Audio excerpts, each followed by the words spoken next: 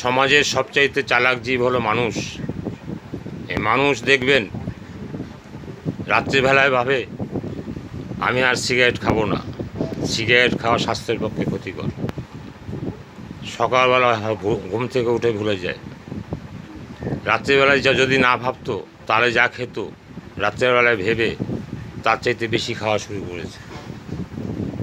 মানুষ সব কিছু বুঝেও বোঝে না, ভালো মন্দ বুঝেও বোঝে না, নিজের ভালো কিসে হবে বুঝেও বোঝে না।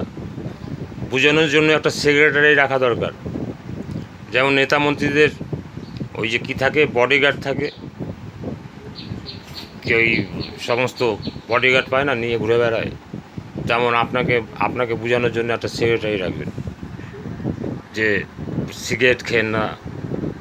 তাতে তো মাথা গরম হয়ে যাবে, হয়তো চড়ই মেরে দেবেন, খাবো না মানে এত সময় পরে একটা ক্লান্তি দূর করার জন্য ধরেইছি। তো মানুষকে কী দিয়ে সান্ত্বনা করুন, কী দিয়ে ভুলাবেন, কী দিয়ে মানুষ ভুলবে, সে অধ্যায় আপনার জানা আছে কি? জানা থাকলে জেনে আমাদের বলবেন। আমার তো মনে হয় মানুষ ইচ্ছা করলে সব পারে, ইচ্ছা করে না তাই এগুলো করে না। সাবধানের মান নেই, সাবধানতা দরকার, অবলম্বন করা দরকার।